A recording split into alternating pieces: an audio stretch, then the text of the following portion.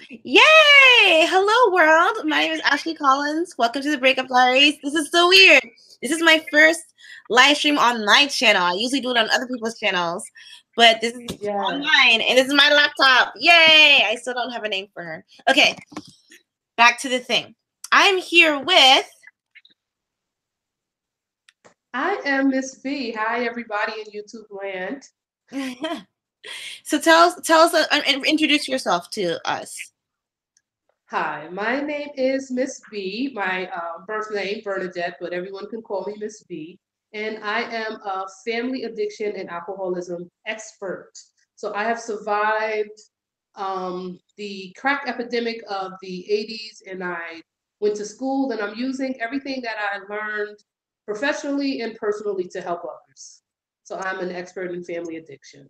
Can you tell us about that? The crack addiction in the 80s. Well, it's notorious. It's basically the birth of the hip hop, Notorious B.I.G. and all of that.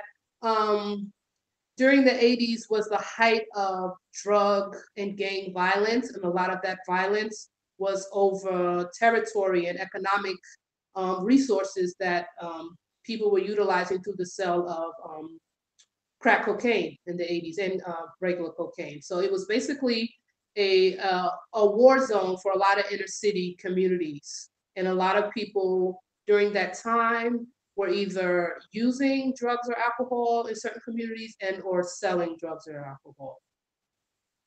Wow. During that, yeah. Wow, fun. Not fun, but fun fact. Do you want to Yeah. you're on your phone right now, right? Yes. Do you want to go live on your Instagram on your tablet? Because I'm about to go live on my Instagram. Okay. Say that again. Sorry, is there an echo? No, I just didn't understand what you said. Sorry. Do you want to go live on your Instagram or your Facebook on your tablet? I'm about to go live. No, I wouldn't even know how to do that unless you want me to. No, if you want to, like, if you want to. Because I'm very Say it again. Technology. Oh. Because when I attempted to the other day, it said that you had to schedule your live. You couldn't just go on. So on your Instagram? No, I don't have Instagram Live. I was trying through Facebook. Oh, okay, gotcha. Yeah. So I wouldn't even begin to know how with the Instagram. It's okay. It's totally okay. That's really interesting. Where are you from? I'm originally from Roosevelt, New York. That's where I grew up. That is where a lot of famous people are from. Howard Stern and Public Enemy, the hip hop group Public Enemy. A lot of their founders are from Roosevelt, New York. That's where I grew up. And Dr. J, Julius Erving. There's some pretty cool filmmakers and actors from Roosevelt. So it's I'm pretty proud to be from there. Dope. Awesome. Okay. So talk to us about your activism with substance abuse and relationships. So when you say relationship, you're talking about family, right?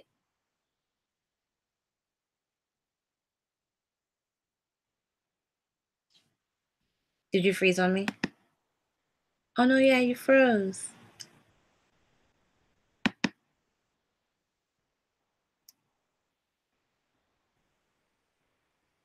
You froze. I can't hear you.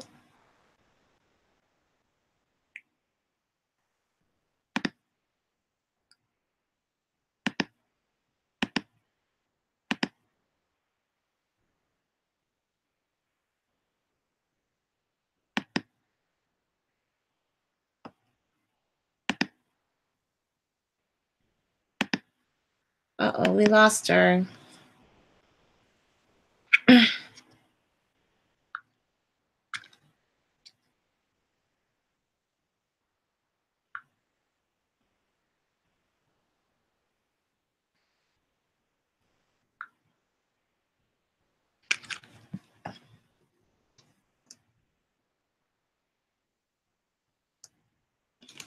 I'm trying to get her back.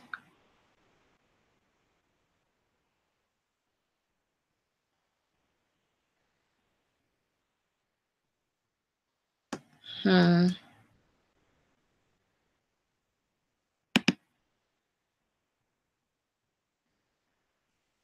Me re-invite her again. Sorry about that, guys. Thanks for hanging in there, though.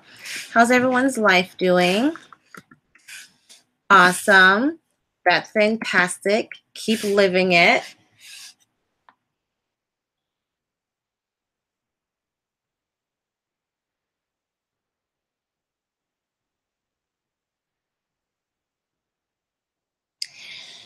I do need to get better at and I feel like I'm making I know I am. I'm making this overly complicated. How having to use a Mac. Wait. Hey! Hey, life. Look at that. All right, we in there like swimwear. Where were we? What are we talking about? Okay. Is this on your tablet now? Yes. Okay, perfect. Good, good. All right, hold on. Let me make sure that everyone can see both of us. Okay, awesome. Great. All right. So talk to us about your activism. So when you say okay, awesome. Great. So you can't see me. I can see you. Okay, perfect. I can see you say, talk to us about your activism. So when you say your activism with family addiction, talk to us a bit more about that, how you started getting into it and all that fun stuff. Well, it basically started after college. I've always been very, what's the word, a social justice advocate. And for me, the best experience, the best way you can help is through kind of like your own personal experience. So I would always, I started out with volunteering and supporting those in the recovery community in upstate New York. Like we were among the first colleges to support like sober dances, because a lot of people, when you are involved in drugs and alcohol, the only way you know how to socialize is through drugs and alcohol. So we were the first group to kind of, you know, incorporate that and support that community in upstate New York. And upstate New York is the capital and is also called the recovery capital. A lot of people come to upstate New York to start their lives over. It's cheaper than New York City. It's cheaper than Long Island. There are a lot of community resources. So there's a strong recovery community in Albany, New York, and it continues to grow and strive. So yeah, basically in every way that I could support with getting the word out there, through my counseling, supporting the sober dances in the NA and the AA community, which is abundant up here. And also through my writing, there different community newspapers. The opioid epidemic is sustaining and making its rounds back in society. So not trying to advocate for those who need that advocacy, especially around the field of addictions. So taking all that experience that I had in the field, because I've had extensive jobs. I used to run the substance abuse treatment center at one of the prisons up here at Green Correctional Facility. Mm-hmm. So it's taken all that experience and from what I learned from there, and now using it for my own as an entrepreneur in my own business, which will deal with that and educate people about addiction and how it affects families. Because a lot of people believe, or it's my experience, sometimes people, even though they might not use drugs or alcohol, they do the same behaviors. They do the same things. Like they may be codependent, or they may be catastrophizing things, and they may show symptoms of, it's almost like a dry drunk, because it affects the family members the same way it affects the addicts. And a lot of people don't realize that, but it does. It's a system. Mm-hmm. And that's why we have to fight the system, and the best way is through the family, making sure every family member is educated about addiction and alcoholism and the behaviors that surround it. Okay, sorry, I'm going live on my. That's right. Yeah, making sure that they are educated about it, because a lot of people aren't. What are the symptoms? What are the signs of a family member? Well, and this is how I put, whenever, like, say for instance, You party too late and you have one too many drinks, you get pulled over. You get maybe not get a DWI, but the judge says, okay, it's possible they may have a drinking problem. I want them to get an assessment. So you go and you get an assessment. So the person behind the desk, they're going to look at your life in different ways. They're going to look at socially, they're going to look at your family, they're going to look at your employment or your career. They're going to look at all the different facets of your life. And if drugs and alcohol has affected those different facets of your life in a negative way, that is what's going to give you a diagnosis. And then that's when they are going to either refer to the judge and say, this person needs treatment or this person doesn't need treatment. Or this person, maybe they just have, they had too much to drink one night. But, and I put it in, I do have a podcast. I talked about in my podcast about Maslow's hierarchy. And I don't know if many people are familiar with that, but there are different stages and levels. So they look for those levels. Again, they are financial. How drugs and alcohol, are they negatively affecting your finances? Is it negatively affecting your job? Is it negatively affecting your family? And they usually ask, if you ever notice one of those questionnaires, does your family complain about your usage? That could be a telltale sign, but they look for a certain percentage in these different areas to determine if a person has a problem or not. And then people can do that as well. But I believe most people know. They know when they have a problem. They know. Yeah. Wow, this is so fascinating. Wow. Yeah. Because I listened to your podcast and you're very, even listening to you now, you're very well versed about this. For those of you guys that are just tuning in, we're talking about substance abuse and all that, the drug and alcohol problem in your lifestyle. I'm talking with Miss B, who is fascinating, genius. Okay. No, yeah, this is amazing. Oh my God, how do I scroll up on this? It's I sent you telling you that my phone was dying. I sent you a chat that said my phone is dead. Oh no.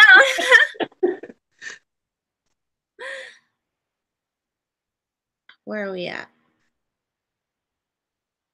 Next question is, okay, so can you tell us your professional opinion about the difference between addiction and dependence? Okay, yes. So I remember when you sent me the pre-questions, and pretty much addiction and dependence, they're the same thing. One thing that I would differentiate or maybe help people to understand is there's using drugs and alcohol, there's dependence and or addiction, which is the same thing, and then there's recovery.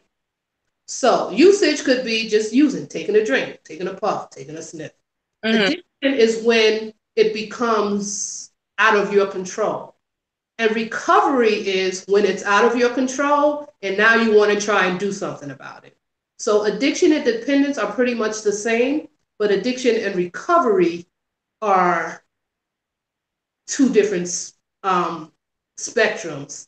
And the thing is, what's tricky about drugs and alcohol is that everyone's brain is different, the way it is affected by it. So some people can use and use and use and use and use and not affect them. And some people can take like one drink and then they're done, they're toast, or, and there's different things of tolerance and all that stuff. And that's what makes drugs and alcohol so dangerous and why a lot of people overdose, because you think you're at one level and then your brain could just say, you know what, I'm done. I can't handle this anymore. And that's why a lot of people accidentally overdose, because everyone's brain chemistry is unique and you don't know how your chemistry is going to react to that substance. Wow. Yeah. So what is your opinion on what just recently happened with Demi Lovato? My opinion, I love Demi Lovato. Love her. My opinion on Miss Lovato, she's a very beautiful, very talented young person. And the thing is about drugs and alcohol, there are coping mechanisms. There's a way to cope. There's a way of coping. And one thing about it's hard to be clean when everyone around you is a yes person. What do you need? Yes. Can I have this? Yes. Because she's their cash cow. It makes me think about Whitney Houston and Bobby Brown. There's so many people that are dependent on Demi Lovato for their paycheck. So if she's out of control, it's very few people that are going to be around her that says this might be too much. It's very, because drug addiction, first of all, in order to see and think clearly, you have to pause, you have to stop. And when you're in the entertainment industry, you can't afford to stop. You got work to do, you got concerts, and it takes a lot to kind of stop, and you can't really afford to stop. So I do believe that I do believe she's a beautiful person. There is hope in recovery. She can recover, but it's very difficult for people in the entertainment industry to stay clean and while they're still in the business and stay successful. You ever seen the movie Ray? I did, yeah. That's one of the best movies about recovery. That's a great recovery. He was very blessed where it didn't affect him. It could have taken his music, but it didn't. But yeah, it's kind of hard to when you have to keep going. So I believe if she pauses and takes a breath and looks inwardly, she'll find out what she needs to do for herself so that she can find other coping mechanisms so that she doesn't have to use, if in fact she is, and that's what happened. Mm-hmm. That reminds me, oh my God. And like, I feel like I literally feel like there's a new rapper like every day, and I can't keep up with any of their names. Yeah. There's one rapper who was very vocal about his addiction, and he died while he was on the tour bus. You know what I'm talking about? Yeah, I know who you're speaking of. I can't recall his name as well. I feel so bad. I feel so bad for not remembering it. But so what do you? The thing is, like, there's nothing new under the sun. It makes me think of like prostitution is like the oldest. There's always going to be, alcohol has been here since the sense of time. We want to have fun. We work hard. Yes. We want to escape. But a lot of times, a lot of people just want to escape. Yeah. We're so much in the rat race. And we got to work. We got to take care of our kids. We have to take care of our family. But I would always say, I come from a harm reduction perspective. When I was a counselor, I was the type where I was like, well, how many times did you shoot up today? They would say 6. Well, you did it 8 last week, you're doing better. That's where a lot of people don't, that was my perspective. But yeah. I do believe a lot of the answers are inside of you. If you look, if people take that time to kind of breathe, because there are many people who successfully use substances. It's sad, but it's true. It's the truth. It's the truth. And just like everyone's brain chemistry is different, everyone's recovery is different. Everyone recovers differently. Everybody needs something different. What keeps you clean is not going to keep me clean. But finding out those triggers, everyone's triggers are different. So finding out what your triggers are for you. And then again, if you have how it affects the family, Yeah. Yeah. I would work with a lot of women who would use substances. It would lead them to commit crimes. They would lose their children. But then they would try and get their children back. So I would help them get their kids back, and they get their kids back, and they'd be so excited. And they'd be like, I found recovery now. And they'd be so happy, and they should be happy. But little Junior still remembered when you stole out the piggy bank. And Auntie Pam still hold her purse or keep it close to her. And they were like, well, why aren't they accepting? But it's like, you have to give people time, especially family, especially if you haven't educated them. They have to be educated about drugs and alcohol and how it affects them specifically. Yeah. And there's hope. There's hope. Wow. This is like so freaking educational right now. I'm so glad I can help. I can help. So I saw you just started a podcast. Yeah. Super dope. Tell us about like, how did you like get it started? What made you, because you have a YouTube channel, right? I do not have a YouTube channel. I'm working on that. I do a lot of live streaming. I love Periscope, Facebook. Not committed to YouTube yet, but I will be. I'm going to work my plateau up to that, but not quite YouTube yet. I've been thinking so hard about starting a podcast, and I'm like, when am I gonna have the time? Like, Yeah. whole entire world am I gonna have the time to start a podcast? So like, Yeah. tell us about it. Tell us about it. Well, the name of the podcast hasn't been named yet, but so far I believe the name is going to be Hope Positive because those have been my handles on my social media feed. But basically, I typically take a word or concept and I define it according to Google or according to Webster, and I kind of look at the word and I see how it affects or what does it have to do with alcohol and drugs, either on a positive level or a negative level. So for instance, today, which was the best day, but I was having such technical difficulties, couldn't upload it, was love. Now, love is very, very, very extensive when you say, what is love? And love can be many things to many people. And up right now in upstate New York and Albany, we are this is a challenging summer for this community because there is a lot of brothers, a lot of Black men are being murdered. And so the community is getting re-traumatized. Like every other week, there's another young man or young woman that's dead. And so with this frustration, everybody has an opinion and everybody wants to do something, but they don't know what to do, but they're getting frustrated.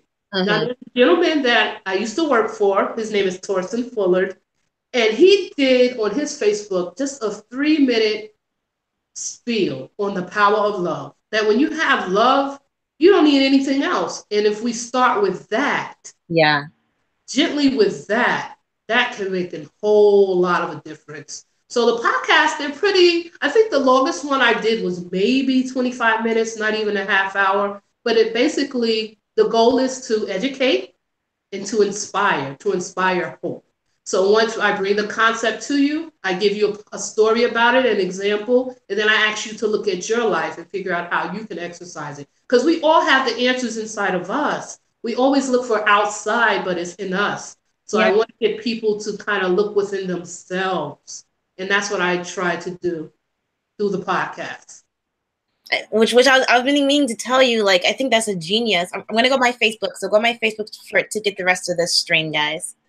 Yeah. Multitasking. I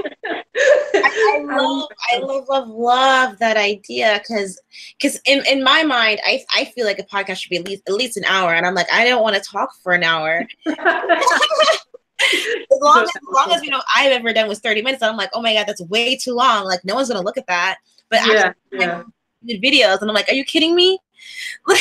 You'd be surprised, Ashley. I listen to a lot when I'm cleaning. A lot of times you don't have time to kind of like read or watch, but people are busy all the time. They'll have it in the background. But yeah, sometimes they need just that sprinkle of hope. Doesn't have to be long at all. And you do have a lot of intelligence. You would help a lot of people bring a lot of light. You would bring a lot of light. I don't feel that one. Okay, next question. Okay. What's the message that you want to leave everyone with? Hey guys on Facebook, I am chatting right now with Miss B, amazing, phenomenal, genius, activist, social worker. We're on YouTube Live, but if you don't feel like going to YouTube, you can stay watching here. So the question I just asked her was, what's the message that you want to leave everyone with? The message that I would like to leave everyone with is that regardless of your circumstances, whether they're alcohol and drug related or not, that there is hope. You can live life happily and successfully and with peace and joy. But it takes work. It's not easy, but there is a light. There is brightness. There is joy. There is happiness. That same pain that you might have went through can be completely reversed and overturned if you stick and stay. That there is hope through addiction. There is hope through alcoholism. And there are people, whether you know them or not, whether you've met them or not, who want the best for you, and that they will help you. They will help you. People will help you. People want to help you, but sometimes we just don't ask because of pride or whatever. But people generally want to help you, especially when they see that you're trying to do the right thing for yourself and for your family. People will help you. And there is hope. Just stick and stay. Do not give up. Keep going. Keep going. You're here for a reason. That's why we're here. If your time was up, you wouldn't be here. The fact that you're living and breathing means that you have a purpose here. Take it one day at a time. That's what they say in recovery. I want to give you a story. I was experiencing domestic violence at a point in my life when I was a counselor. And I knew I wanted to get out. I was having trouble getting out. The young people, when I say young people, because everyone's a baby to me, the people who I taught in my counseling, they heard about it. Now, these are people who, they just got home from prison.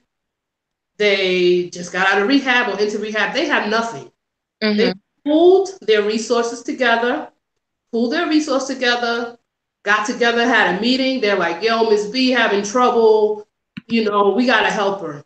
They got a card. They put in the card. They signed it. And it had some money in it. And it basically, the representative, he came to me and said, here. And when I opened that card and I said, wow, the fact that they pulled those resources and they cared enough for me. I never went to the rooms. I never went to an NA meeting. I never went to an AA meeting. I wasn't an addict. I'm not an addict. But they reached out because they saw I needed the help. That was a catalyst that led me to get out of that domestic violence relationship. That's what made me get out. The fact that they cared enough to do that.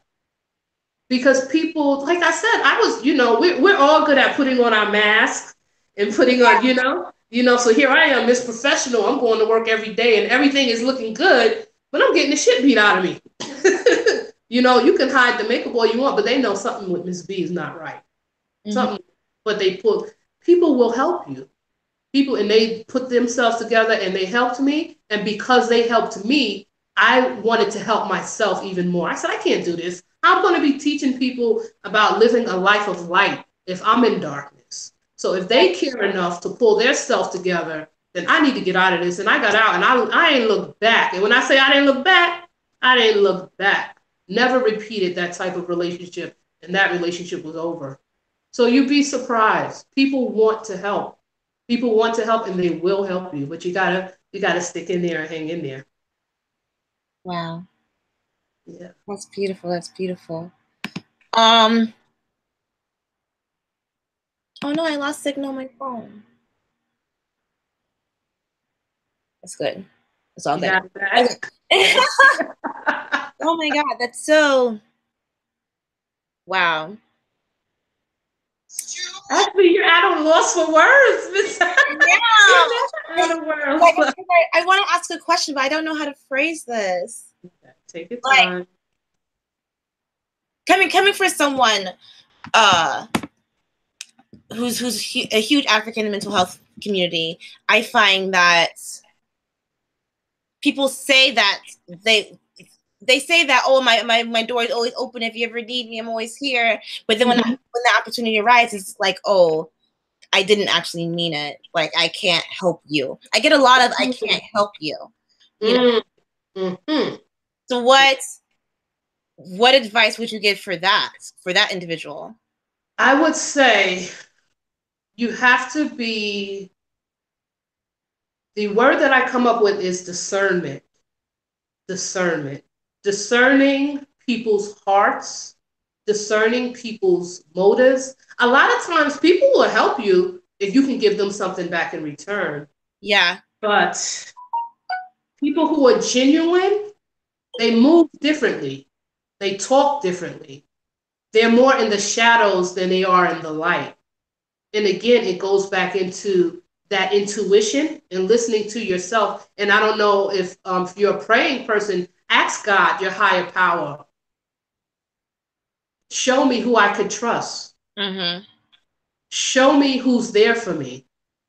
And if you're earnest with that, it will show you. If we can not allow or try, because the noise is so much. The noise. That's why I always say peace and blessings, because I really wish people peace and blessings because there's so much chaos around. Yeah. But there are different, there's always a way. There's always an answer. It may not be through that specific person, but there is help out there. You just got to keep going. It sucks. Yeah. I'm definitely going through that period right now in my life where it's like, who can I actually trust? You know? Yeah. It's once people see that dark side of me, they're like, no, this is too much. I can't handle it. But it's like, fuck. Like, I just want to be myself around you. Why can't I be myself around anyone? Yeah, that's a rarity. That takes a lot of time, actually. That takes a lot of time.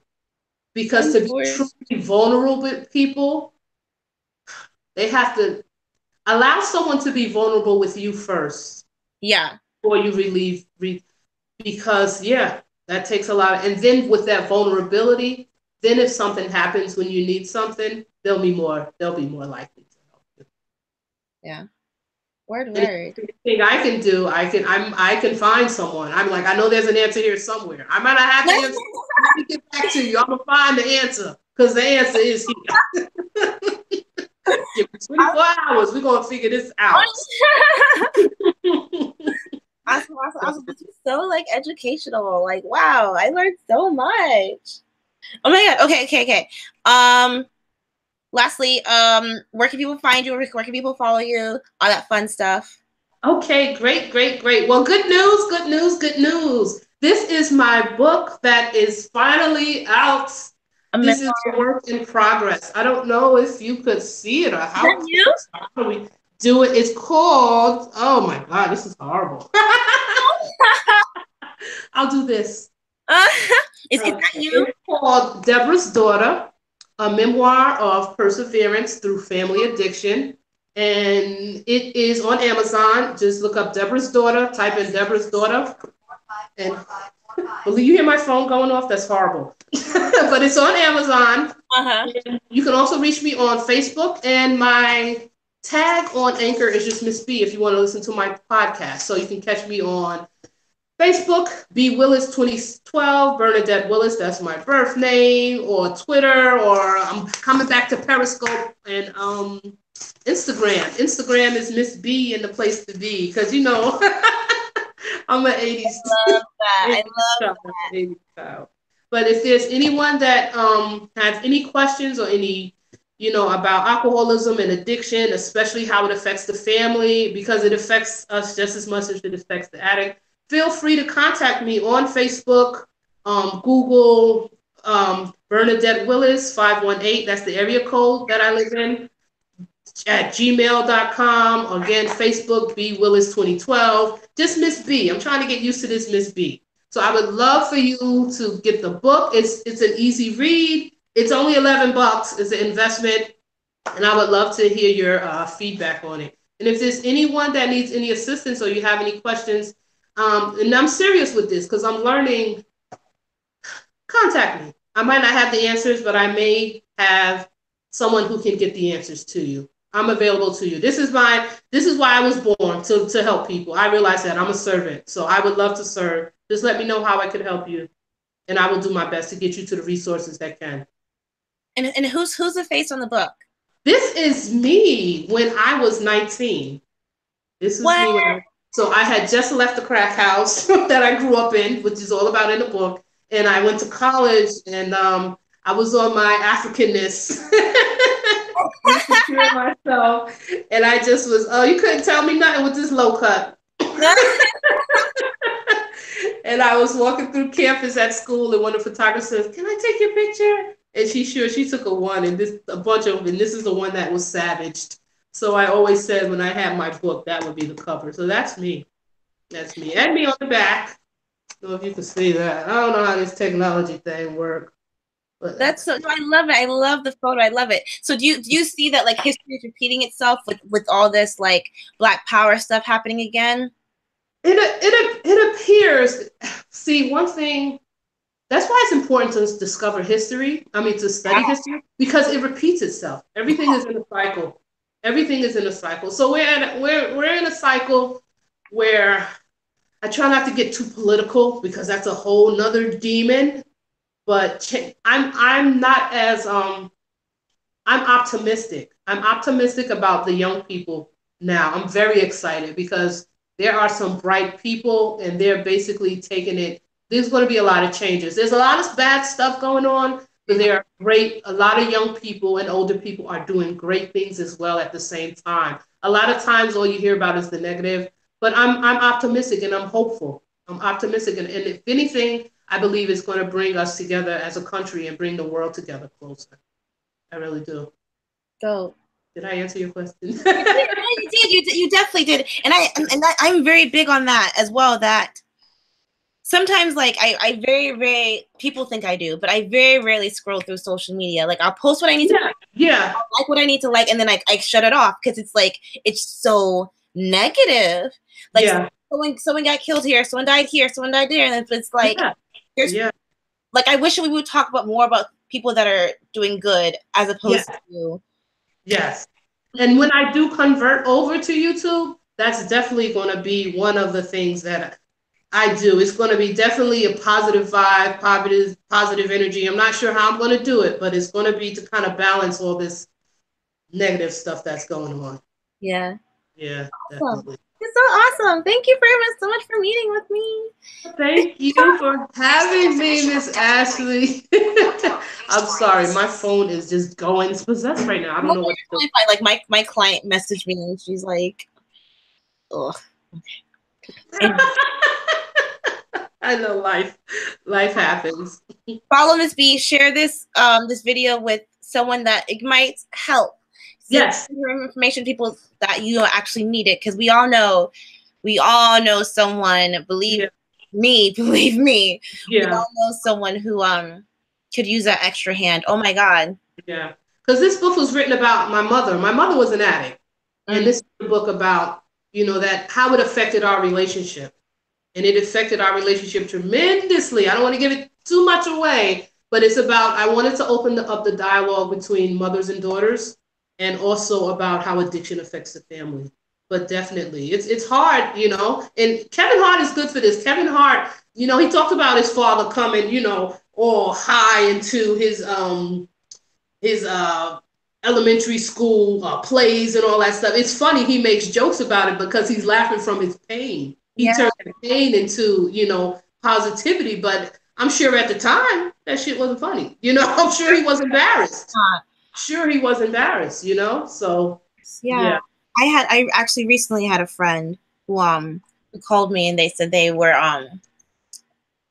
have present tense now and addiction to coke, and in the city where I'm living, it's fucking rampant. Sorry, you don't. Sorry, I apologize. No, you don't apologize to me unless you. Like in the city that I'm living in right now, like it's so accessible. Everyone has addiction to cocaine in the city that I'm in. And he told me that. I was like, let me help you whatever way that I can. And then when I got off the phone with them, I got into work and I just started bawling because I'm like, what can I do to possibly help him? Just be there. I didn't say who it was. When they're ready, they'll make their stuff known. A lot of times it's because it's a process. A lot of times they just want to be heard. They just want to start by just being an ear. That's how you can help. And that's what I do. Like, no matter what time they call me at 3 a.m. in the morning, I'm like, hey, I'll sit on the phone with you while you drive home, so you don't have to do anything stupid. Like, I'll do that little tiny thing to help you. That's a friend right there. I don't know if I can do that because I love my sleep. Oh no. I'm glad there are Ashleys out there who will do that. I can't give people money, but I always guarantee them I'll always listen to you. Yeah. And money is not always the answer. It gives you access, but not necessarily the answers. And that's what makes it, and again, back to upstate New York, that's what makes it so, I believe it's a great place for people to come and start over, because you don't need a lot to kind of get yourself together. There's so many, as there are a lot of rehabs up here, but at the same time, there are a lot of colleges too. So if you play your cards right, you can get your recovery and get you a college education, if you do it right. Sure. But know that if nobody talks about it or tells them about it, but there are resources out there. Yeah. Dope.